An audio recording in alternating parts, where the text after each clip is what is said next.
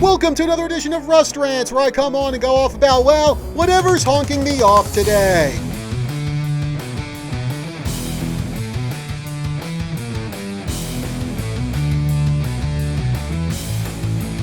So today, not necessarily a rant.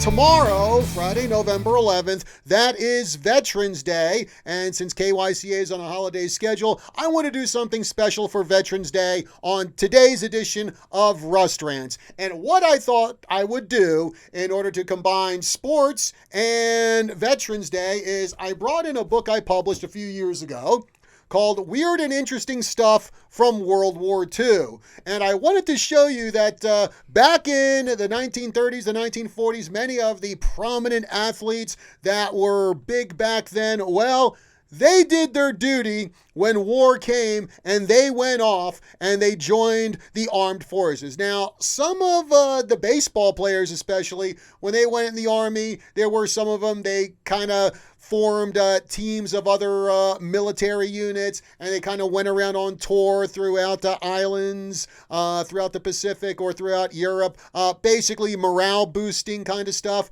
But there were quite a few athletes that did put themselves in the line of fire, and they did receive awards for it. They also received wounds from it. So I wanted to go here to my book and just let you know about some of these athletes and what they did during World War II. First off, you have Bob Feller, one of the greatest pitchers of the 40s and 50s. Feller was actually already a pretty established name during World War II. 6 big league seasons. He led the American League in strikeouts and wins 3 times, led it in strikeouts 4 times.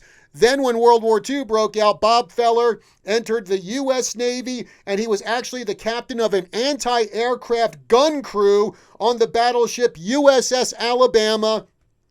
He went up and down or back and forth across the Atlantic doing convoy escorts. Then Alabama got transferred over to the Pacific Theater, and they came under fire several times. In fact, Alabama was struck by bombs twice during the Battle of the Philippine Sea. However, because it was a battleship and it's loaded with armor, not a lot of damage was done, and actually no lives were lost on that battleship during World War II.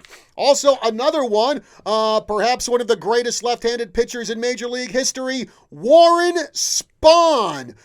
He just got his first taste of the majors in 1942 when World War II broke out. He joined the Army, and he actually became a member of the 276th Engineer Combat Battalion.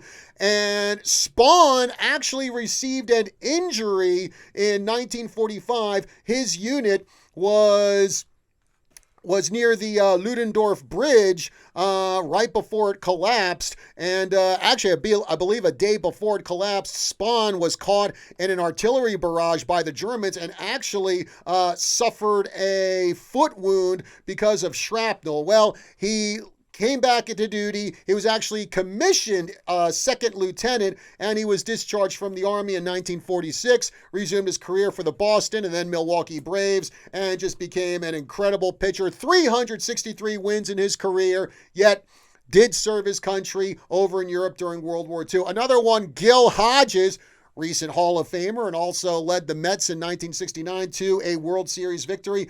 Gil Hodges probably came the closest to, I think, any baseball player of dying during World War II, because this guy was with the U.S. Marine Corps, and he was an anti-aircraft gunner, and he served in Okinawa, one of the bloodiest battles of the Pacific War. In fact, during one kamikaze attack, the ship he was on almost exploded. Actually, a kamikaze plane hit a ship nearby. That ship exploded. Luckily, his transport ship wasn't too badly damaged during that. But Hodges actually earned a Bronze Star for his actions on Okinawa during World War II, and then later went on, helped the Dodgers win the World Series in 1955 over the Yankees. Also, we have Sid Luckman, one of the greatest quarterbacks in Chicago Bear history. Well, he was in the Merchant Marines, not exactly a combat role, but he was on those transport ships going back and forth across the Atlantic. So You never knew when a U-boat was going to pop up, pump a couple of torpedoes in your ship, and you go down. So he certainly risked his life to make sure that those supplies got delivered over to Europe. Finally, one of my favorite Eagles of all time, even though his playing career happened before I was born, and that's Concrete Charlie Chuck Bednarik, one of the fiercest guys in the NFL, one of the last two-way players in the NFL. Well, before he became an NFL star, he was part of the U.S. Army Air Crew.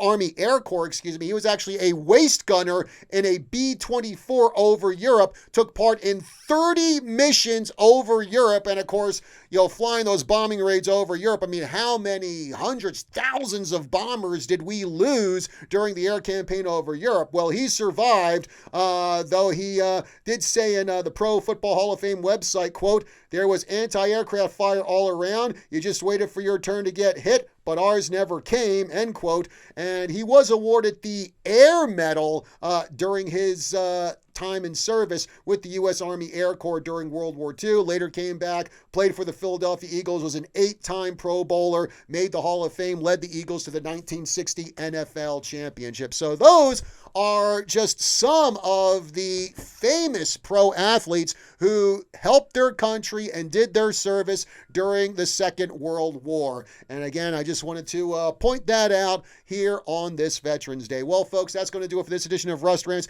Be sure to like, share, follow, and subscribe across all of KYCA's social media. That's Facebook, YouTube, Rumble, Instagram. Check us out at kyca.info. Also, check us out on Veterans Day. KYCA will be live streaming the Veterans Day Parade from right here in Prescott, Arizona. I believe 10:30 start time on that. So that'll be on the KYCA Facebook page, kyca.info. Till next time, folks, I'm John Rust. I'll see you soon, and happy Veterans Day.